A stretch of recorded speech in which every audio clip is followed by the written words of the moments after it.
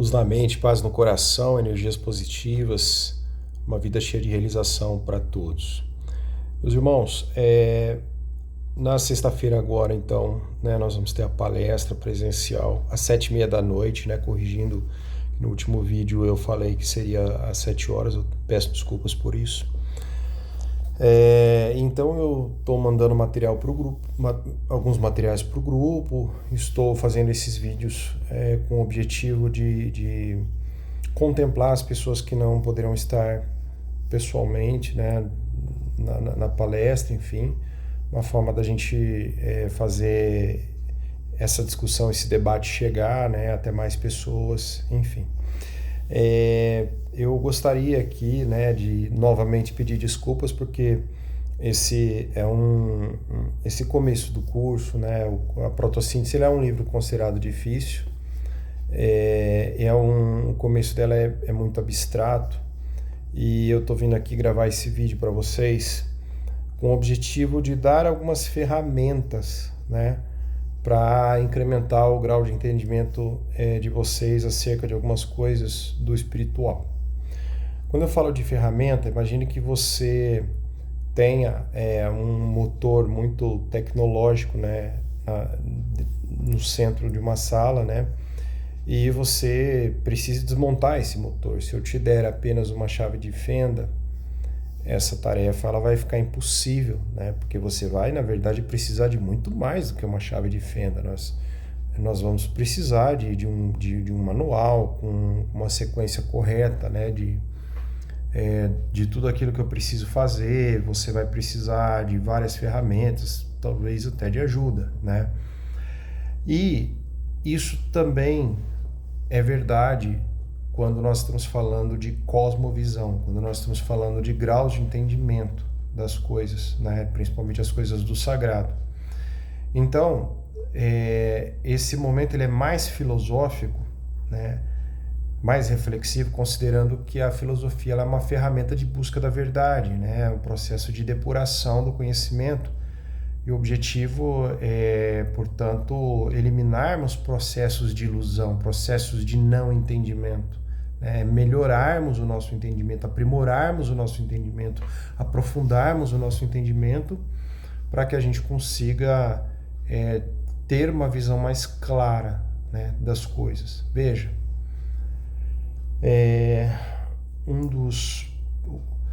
podemos dizer que o processo de realização espiritual ele consiste basicamente em 2 pilares. Primeiro, entendimento.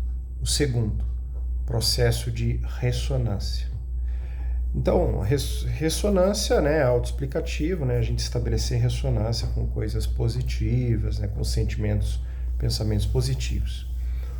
O entendimento, ele requer, né,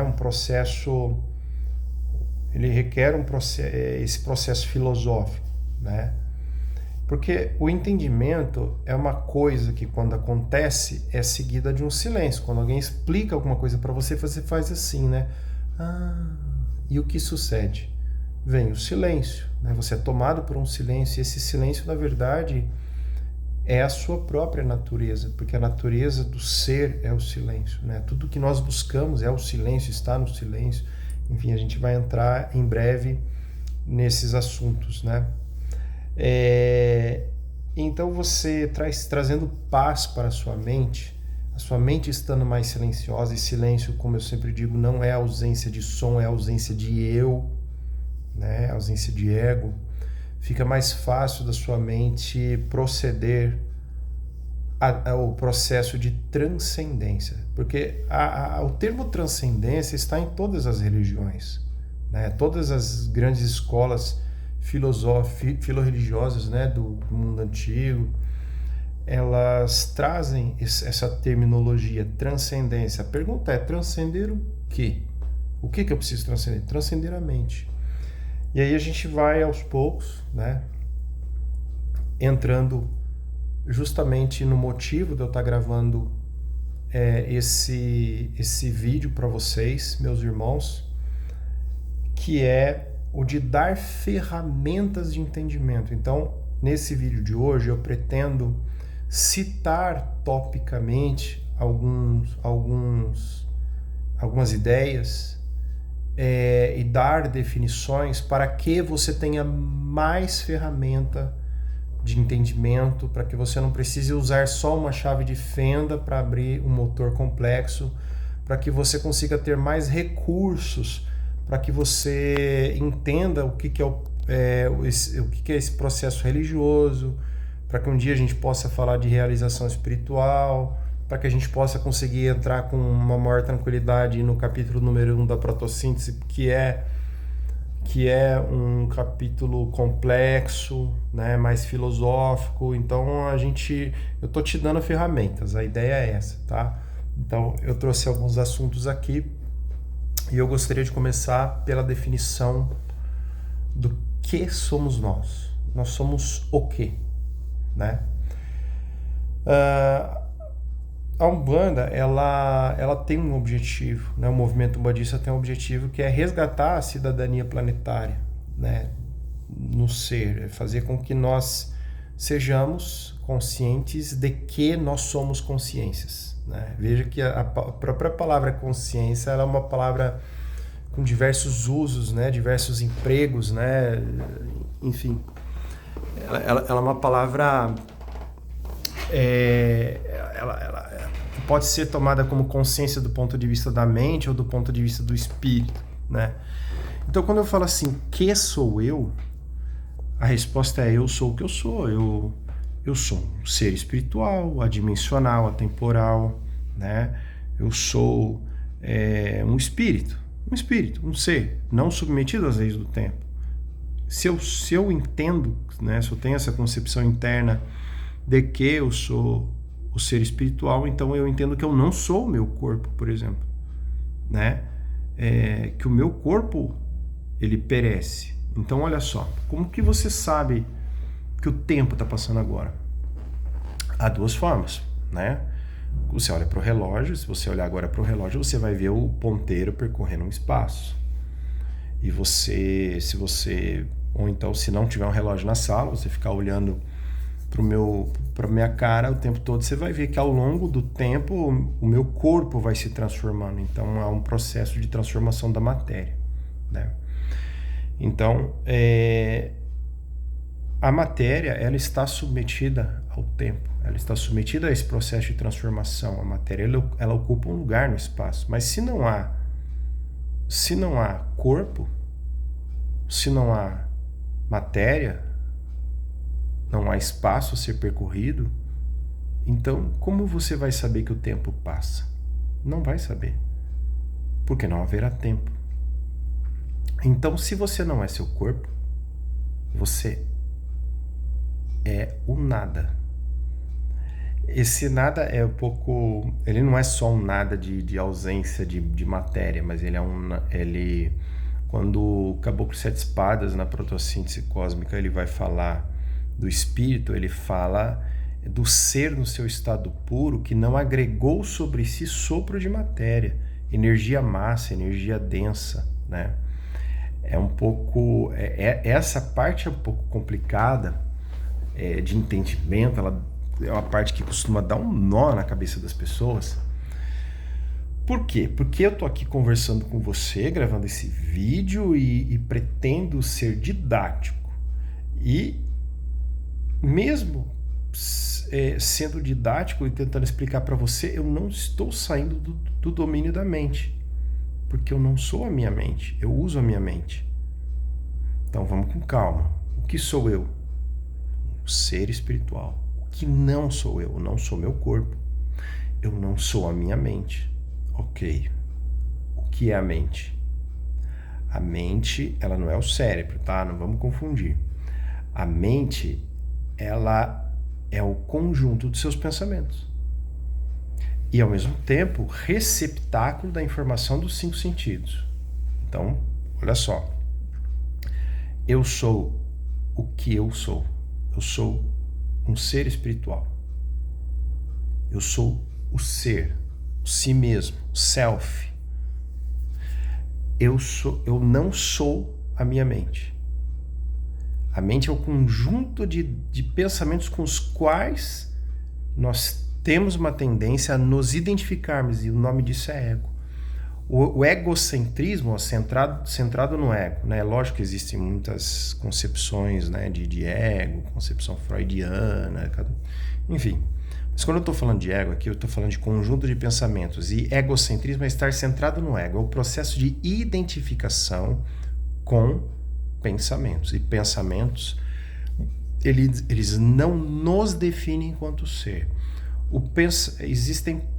Nós temos bons pensamentos e nós temos maus pensamentos. Os maus pensamentos, as falsas crenças, crenças que nós estabelecemos ao longo da nossa vida, muitas vezes elas vão contra a arquitetura do que é ser um ser humano, e elas vão contra, esses pensamentos podem ir contra as leis que regem a minha existência, a existência do ser humano, ou as leis universais, por exemplo, ou o conjunto das leis de Deus, que é o que a palavra Umbanda significa. Esse ponto é muito importante. Ele começa complexo, mas na verdade todo o processo religioso, todo o processo simbólico religioso é uma forma de tentar fazer o ser humano voltar para este ponto. Então a religião, ela é um produto da mente. Porque a religião, ela é uma exteriorização da percepção das coisas do sagrado feita pela mente. Então, o ato de eu estar explicando essas coisas para você não consegue substituir a experiência. Então, olha só. Funções mentais, dar nome, por exemplo, cadeira, teto, quadro, enfim, né? Julgar, feio, bonito, chato. A mente, ela dá nome, ela julga, né? Ela rotula. A mente, ela se compara. A mente, ela se justifica, ela protege a própria existência por meio de justificativas. Eu não quero fazer tal coisa porque isso e isso. Olha, eu só gritei com você porque você gritou comigo, sabe? Esse tipo de coisa. Isso são funções mentais. E uma das funções mentais, uma função mental muito importante é o processo da crença. A mente, ela acredita, ela dá crédito para aquilo que ela não consegue provar. Então, Deus existe? Você consegue provar que Deus existe? Não através da ferramenta da ciência, né? A ciência, ela não é a realidade, ela é uma descrição da realidade. Aliás, a prova de Deus, ela é possível, mas não através da ciência, porque a ciência é a ferramenta errada. O certo é usar a metafísica, mas isso é um papo mais pesado aí para quem gosta de filosofia. Então, você consegue provar que Deus existe? Não, nem nunca conseguirá, porque provar vai contra a estrutura da própria realidade. Tá? Deus não é passível de prova, Deus é passível de experiência. Então, desse ponto de vista, aquilo que a nossa cultura, a nossa época chama de Deus, né? Outros povos deram outros nomes, né? Tiveram outras percepções em outras épocas, outras eras, enfim. Mas é o mesmo ser, né? Esse ser que a gente chama de Deus, a gente não consegue provar. A gente só consegue experimentar. Como que eu vou explicar para você que está me assistindo como é o gosto do mel? Tá, é doce, mas como é? Porque não é igual ao açúcar. Tem açúcar, mas não é como açúcar. Às vezes pode ter algumas notas de laranjeira, de alguma outra planta. Enfim, entende? Entende o que eu te falo? Você nunca vai conseguir provar Deus, né, com um método científico, que aliás é falho, enfim, é falho por princípio, mas também não vou entrar nesse mérito. Você só consegue ter uma experiência com Deus. E Ele é a fonte da nossa consciência. Ele é a fonte de onde deriva a nossa consciência. Então, às vezes algumas pessoas falam assim, Deus, nós não fomos feitos à imagem e semelhança de Deus, porque eu vejo uma gota do oceano, tem que conservar as mesmas propriedades do que o resto do oceano, mas nós somos seres imperfeitos. Isso é uma misturança. Isso é uma sucessão de erros crassos em processo de filosofia, que é o seguinte: você tá pegando todo um processo mental para tentar definir algo que está além da mente. Percebe como que você tenta sair da mente, mas não consegue sair da mente? Entende? Então, nós somos sim feitos à imagem e semelhança de Deus, mas não nós do ponto de vista do ego. Eu, o Tiago, eu, o homem, o cidadão, o filho, o pai, não. Do ponto de vista do ego, não. Mas do ponto de vista da consciência, sim. Eu vou repetir essa ideia. Você é feito à imagem e semelhança de Deus, e isso é extremamente afirmado por Buda, por Shankara, por todos os grandes sábios. Mas é igual quando Jesus fala assim: eu sou o caminho, a verdade e a vida. Ele não está falando inclusive ele faz essa diferenciação. Ele tem momentos que ele fala o Filho de Deus e tem momentos que ele fala o Filho do Homem. O que é Filho do Homem? O corpo, o ego. O que é o Filho de Deus? O Espírito. O que é nascido da carne, o que é nascido do Espírito, né? Para aqueles mais versados em Bíblia. Então, ele faz essa diferenciação.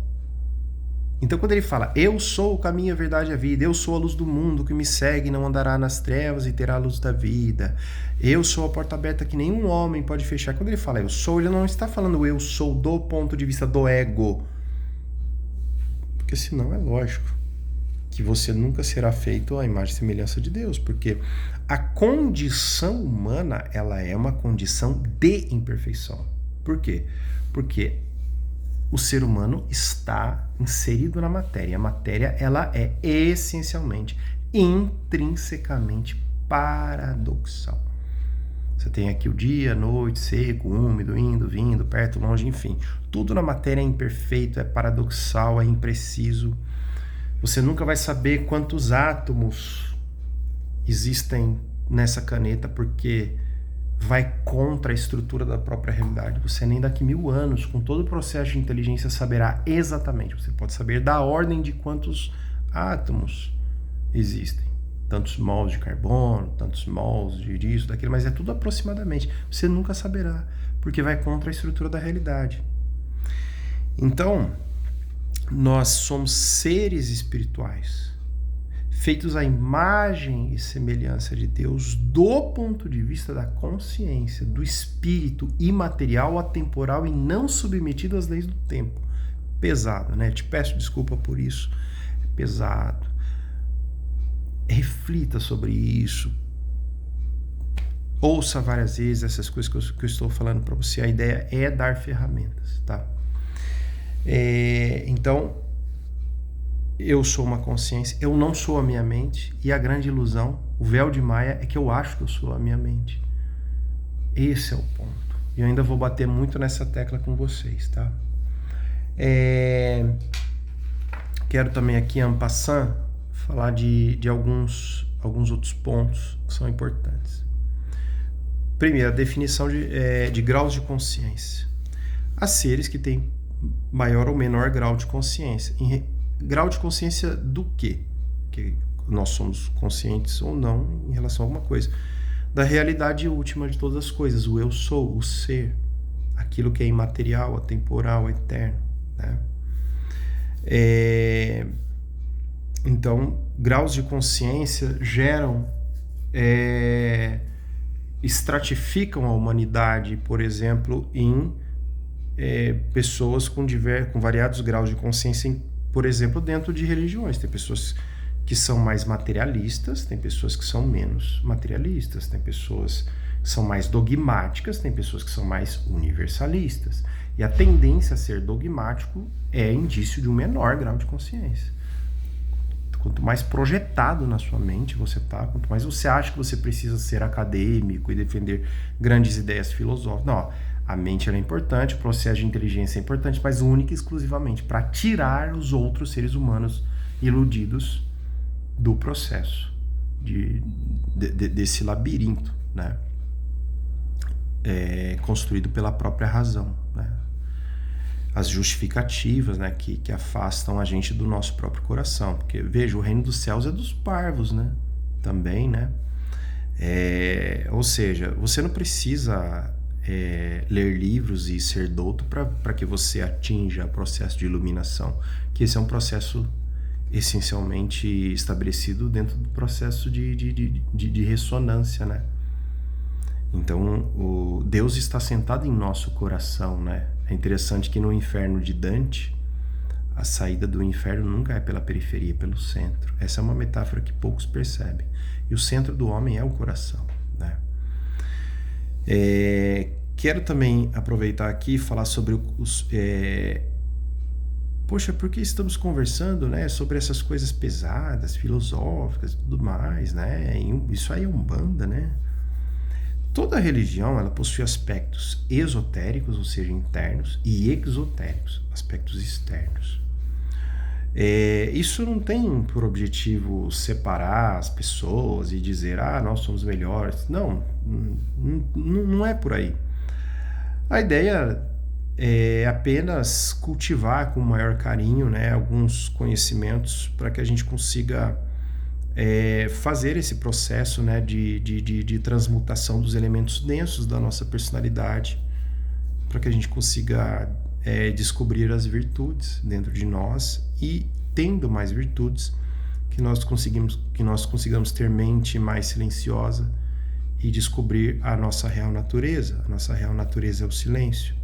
Então, ao fazer você compreender que toda religião, o catolicismo tem aspectos esotéricos, o hinduísmo tem, o budismo, o islamismo, enfim, todas as religiões possuem aspectos mais internos, aspectos de desdobramento, né, do conhecimento. E com base nisso eu quero falar en passant aqui também dos graus de conhecimento. Nos centros iniciáticos do mundo antigo, né, basicamente os grandes iniciados, eles revelavam as suas verdades através de 3 níveis de conhecimento que são pouco compreendidos até por muitos espiritualistas.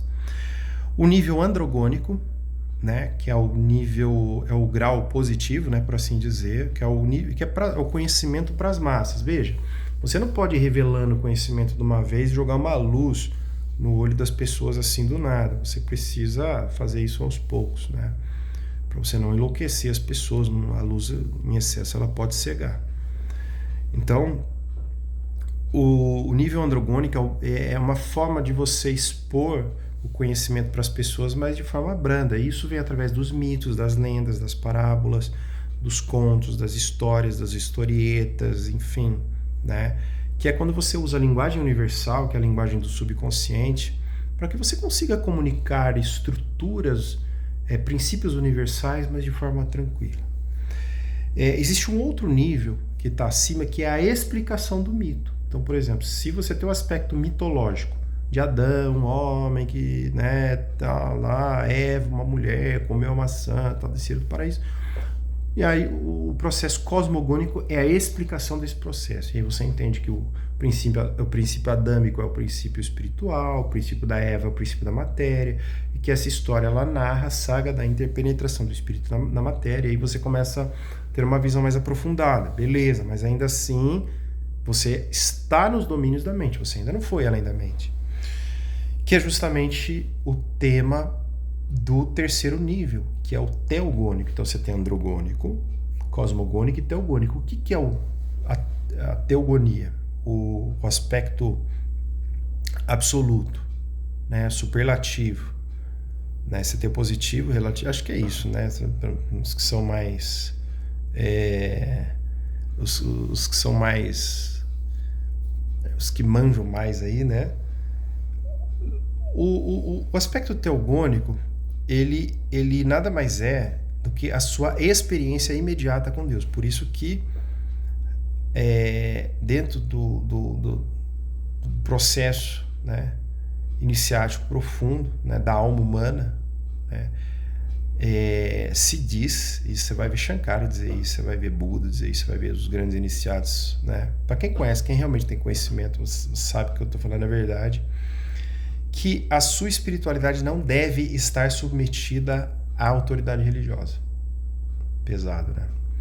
Ou seja, não busque um CNPJ, não busque um processo religioso, um padre, um pastor, tudo bem, obviamente que você vai se submeter no sentido de do processo religioso do dia a dia, mas estou falando da espiritualidade. O processo religioso, ele se faz o processo se faz de processos, desculpa essa redundância, mas o processo religioso se faz, né, dessas questões no dia a dia, né? E sim, tem que haver respeito à tradição, respeito aos mais velhos e tudo mais, né? Mas a sua espiritualidade é a sua relação direta com Deus. É você e Deus. Tanto que é uma relação imediata, ou seja, sem mediação. Sem a mediação do quê? Não só de autoridade, não só de CNPJ, mas sem a mediação do símbolo. Ou seja, é o vazio. Aquieta-te, pois eu sou Deus. Ou seja, é o processo meditativo, é o processo de samadhi. Entende? O padre, né? Pai, né? Padre significa pai. Pai do quê? Pai da sua santidade, pai de santo. Olha só que coisa. O mestre, o pastor, enfim. O guru, né? Ele tem ali a missão de tirar você da sua animalidade, de modelar, de burilar você. Por isso é muito importante que ele saiba, ele tenha minimamente ele viva minimamente de acordo com preceitos éticos. Não precisa ser perfeito, mas precisa não ter graves distorções da sua personalidade, tá?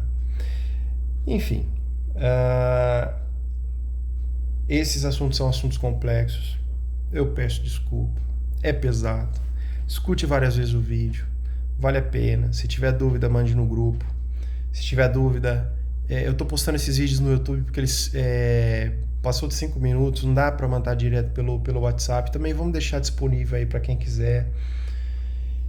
Escreva, comente aí, que eu, na medida do meu tempo, eu vou fazendo o possível.